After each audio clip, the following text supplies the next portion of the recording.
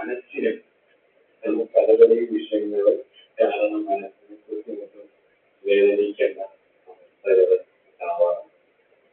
അതുപോലെ സംസ്പർശമാകുക വിഷയങ്ങൾ, അലർജിക് രോഗങ്ങൾ പലരും, ത്വക്ക് രോഗങ്ങൾ, അതുപോലെ തന്നെ മറ്റേ സച്ചിന്റെ വിഷാദബാധ, സർപ്പബാധ, ബാലകശപീഠ, മൂലപീഠ, പ്രേതപീഠ, അതുപോലെ സൂയിസൈഡ് ചെയ്തിട്ടുള്ള ആൾക്കാരുടെ സാന്നിധ്യം അത് കാണാൻ പറ്റുന്നുണ്ട്. അല്ലെങ്കിൽ അവർ ഇൻഫ്ലുവൻസ് കാരണമാണ് ചെയ്യുന്നത്.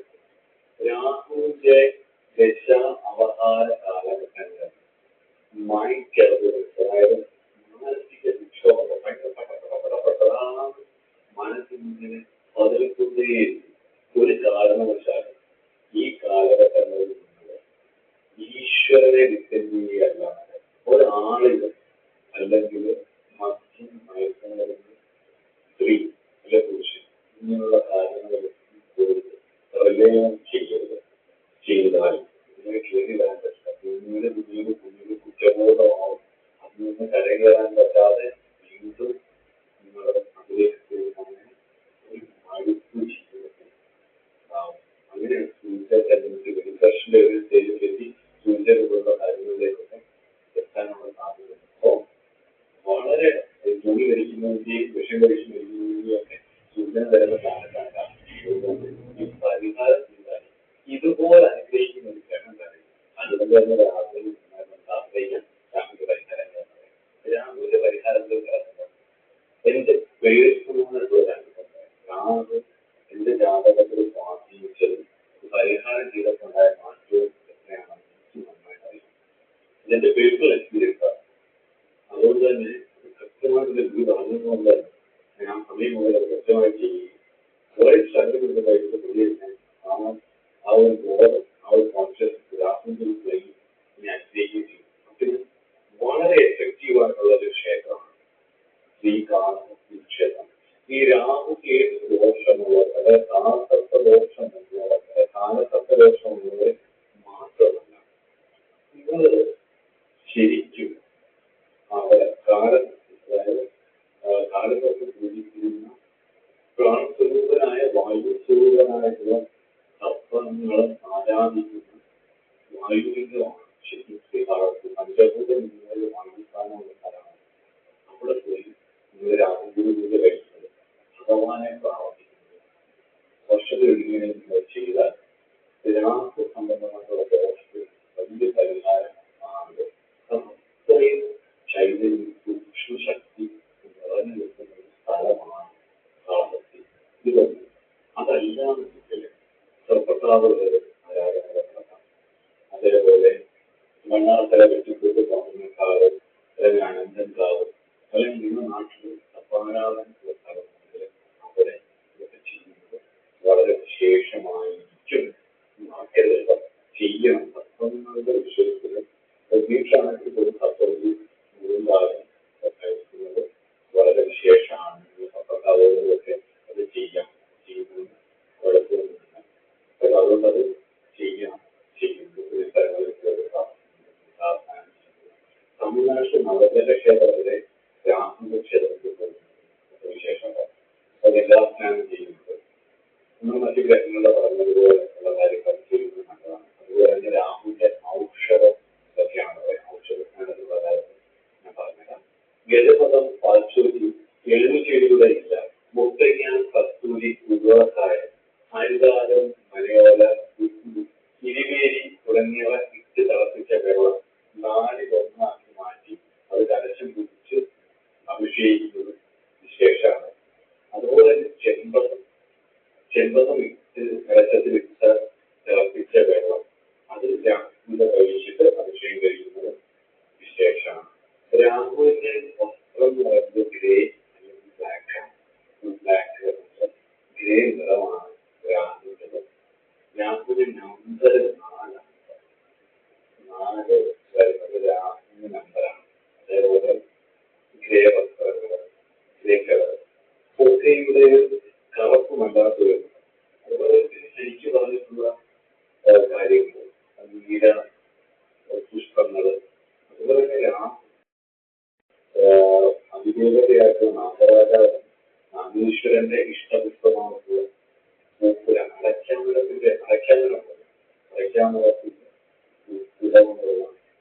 പൂക്കുലകൊണ്ടുള്ള അടച്ചയും മാലയും ഒക്കെ അദ്ദേഹത്തിന് വിശേഷമാണ്. അത് സമർപ്പിക്കുന്നത് അങ്ങനത്തെ ചെയ്യുന്നതൊക്കെ വിശേഷമാണ്. കൂടുതൽ മൂലനിറം ഉള്ള പൂക്കൾ, അതുപോലെ തന്നെ വൈഷ്ണവ തത്വങ്ങളാണെങ്കിൽ അനന്തത്തിൽ നിന്നുള്ള തത്വമാണെങ്കിൽ വൈഷ്ണവ പുഷ്പങ്ങൾ, ശൈവ തത്വങ്ങളാണെങ്കിൽ ശൈവ പുഷ്പങ്ങളുമാണ്. പൊതുവെ ഈ വൈഷ്ണവ തത്വങ്ങൾ വൈഷ്ണവ ബന്ധമുള്ള രാഹുവിനെക്കാട്ടിലും കൂടുതൽ ആ ശൈവ ബന്ധമുള്ള രവി ശനിയുമായിട്ട് ബന്ധപ്പെട്ടിരിക്കുന്ന രാഹു വളരെ ഡേഞ്ചറാണ്. ഭയങ്കര ഉഗ്ര സ്വരൂപിയാണ്, ഭയങ്കര കോപമാണ്. അത് നിങ്ങൾ ഓർത്തെടുത്തിട്ട് അനുസരിച്ച് കാര്യങ്ങൾ ചെയ്യാൻ. അതുപോലെ ഗോമേതകമാണ് രാഹു മോക്ഷ ശാന്തി ഗോമേതകം ചെയ്യാമെന്നാണ് ധരിക്കുന്നത്.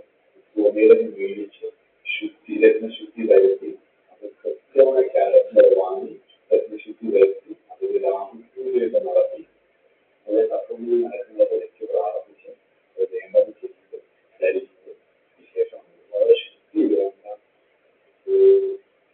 ദേവതയാണ് സർപ്പപൂജ, സർപ്പസംബന്ധമായിട്ടുള്ള വ്രതം ഇതൊക്കെ ചെയ്യുന്നത്. ഐര്യവ്രതം അല്ലെങ്കിൽ രാഹുപൂജ ഇതൊക്കെ ചെയ്യുന്ന സമയത്ത് നിഷ്ഠയും ശുദ്ധിയും നന്നായിട്ട് പാലിക്കണം. രോഗമായിട്ട് വരാനുള്ള സാധ്യതയില്ല.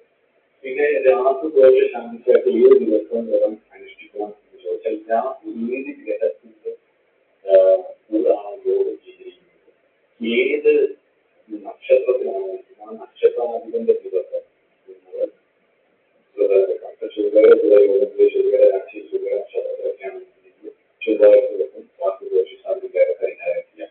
ഈ ദിവസങ്ങളിൽ രാഹുകാല